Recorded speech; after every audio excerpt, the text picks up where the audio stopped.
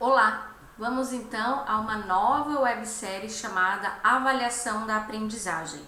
E aqui é importante deixar bem claro que a avaliação da aprendizagem que eu vou apresentar para vocês nos diversos vídeos não é apenas com foco no ensino superior, né? É com foco em qualquer processo de ensino e aprendizagem.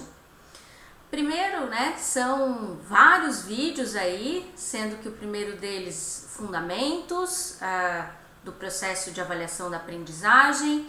Em seguida vem todos esses vídeos aí até chegar ao 10º vídeo, que vai falar um pouquinho sobre a importância do feedback num processo de avaliação da aprendizagem. E aí eu trago aqui vários conceitos, inclusive já fica como orientação para vocês, não vou ler ou passar aqui conceito por conceito, mas é importante já ter claro esses vários autores que tratam sobre o processo de aprendizagem e de avaliação da aprendizagem.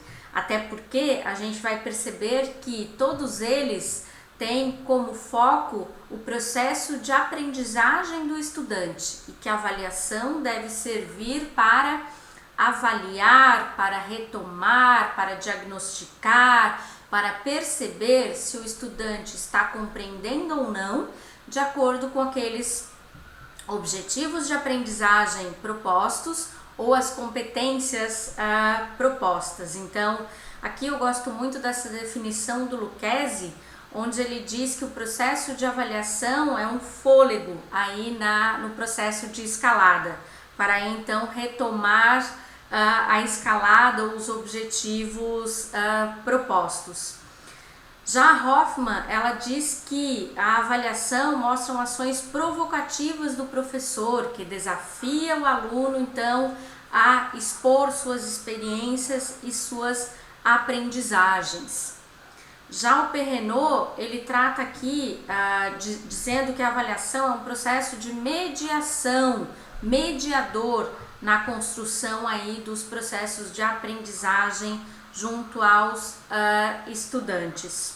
Então, é muito importante você ter, né, essa clareza de onde a gente traz todas essas nossas discussões e que serão feitas aí ao longo de todos os vídeos desta websérie. Então, primeiro, né, quais são as funções da avaliação? Eu sei que vem na nossa cabeça a avaliação, as funções somativa, diagnóstica, formativa, mas aqui eu trago elementos diferentes para a gente pensar que hoje, na maioria das instituições educacionais, a avaliação, ela é o quê? Um processo de punição, de hora da verdade, acerto de contas entre professor e alunos. Ela tem foco aí na cópia ou na memorização, na cola, na atenção aos estudantes. Serve apenas para nota, para passar de ano ou fase ou de disciplina, e o foco é no conteúdo. Vejam, não é praticamente verdadeiro o que eu trago aqui, como a avaliação é encarada por professores e alunos. E aí, no próximo slide aqui, eu trago o que eu considero como o processo ou as funções da avaliação deveria então ter aí nas nossas salas de aula física ou virtuais.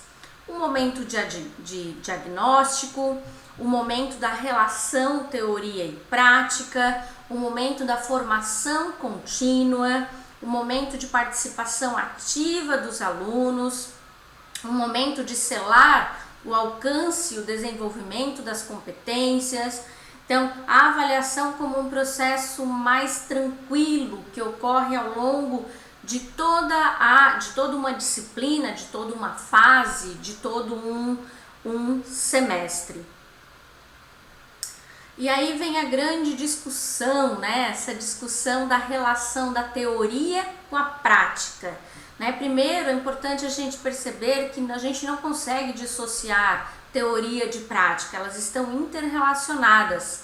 Só que muitas vezes as nossas disciplinas ou os nossos planos de ensino, eles têm como foco principalmente a questão teórica e o que se espera do aluno ou do estudante, que ele aplique lá na sua trajetória profissional. Só que, na minha visão e na visão de muitos autores, ele precisa ter essa visão básica da aplicação da teoria no seu curso superior, por exemplo. E aí eu trago um conceito aqui do Vasquez, de 1968, que diz assim: são as atividades teórica e prática que transformam a natureza e a sociedade. Prática, na medida em que a teoria, como guia da ação, orienta a atividade humana. Teórica, na medida em que esta ação é consciente. Então, notem que para eu transformar a natureza e a sociedade, eu preciso pensar de forma indissociada a prática da teoria. Então, eu não posso pensar que minha disciplina, seja ela, por exemplo, fundamentos pedagógicos, tem só teoria. Não, a teoria está embutida junto à prática. Então, essências aí da atividade do professor, né? A essência da atividade prática do professor é o ensino e a aprendizagem. Então, a atividade do professor é o ensino e aprendizagem, ou seja, é o conhecimento técnico-prático de como garantir que a aprendizagem se realiza em consequência da atividade de ensinar. Então, vou ler novamente aqui. A essência da atividade prática do professor é o ensino-aprendizagem, ou seja, é o conhecimento teórico-prático de como garantir que a aprendizagem se realiza em consequência da atividade de ensinar, que é prática. E ao mesmo tempo, para ensinar, precisa da relação teoria e prática. Envolve então, portanto, conhecimento do objetivo, o estabelecimento das finalidades e a intervenção no objeto para realizar a realidade seja transformada enquanto realidade social. Quais os nossos principais desafios aí, né, que eu considero para que de uma vez por todas os nossos professores compreendam que o ensino superior, ele deve e é obrigatório ter relação teoria e prática. Mas o que eu vejo, né? Quais são os principais desafios aí que as instituições e os professores enfrentam? Projetos pedagógicos e currículos com foco apenas na ementa, e essa ementa ela traz apenas teoria, sem articulação com a prática e sua aplicação. No geral, os profissionais de todas as áreas são formados em cursos e currículos citados acima, ou seja, com foco apenas no conteúdo. Profissionais que passam aí a atuar na docência com foco apenas em conteúdo e geralmente ensinam como aprendem, porque muitas vezes o professor do ensino superior é aquele que fez mestrado e doutorado. Então, ele é um administrador de empresas, ele faz mestrado ou doutorado, ele tem uma pesquisa aí para desenvolver, seja no mestrado, seja no doutorado, e o foco também é muito no conteúdo, para compreender o processo de pesquisar. Mas os próprios cursos de mestrado e de doutorado não se preocupam com a formação também daquele profissional que provavelmente será um docente, será um professor. Então, acaba que o próprio o mestre ou doutor, ele tem um grande conhecimento em conteúdo, mas ele não tem competências estabelecidas para ser docente e principalmente para fazer essa relação teoria e prática. O professor é conteudista, os currículos são conteudistas, então vai aí o foco na teoria e não na inter-relação teoria e prática. Já os nossos alunos, eles geralmente são pouco ativos também, então eles esperam que o próprio professor explique a teoria, né? Então é importante assim, a gente, né, o que o aluno vai fazer na universidade ou na escola? Ele vai ter aula. E o ter aula significa explicações de conteúdo para a maioria dos nossos alunos. E aí eu venho para um conceito aqui chamado praxis. Então, essa relação que eu coloquei aqui nessa imagem, ela tem como base e tem como centro o professor e os estudantes e o próprio processo de competências e dessa relação teoria e prática, de conteúdos e diferentes cenários de aprendizagem, que englobam atividades e avaliações e que englobam diferentes recursos e metodologias. Então, esse processo vai formar a praxis, que é a inter-relação entre a teoria e a prática. E aí, como é que ocorre essa inter-relação de teoria e prática, né? Aqui eu coloco alguns exemplos.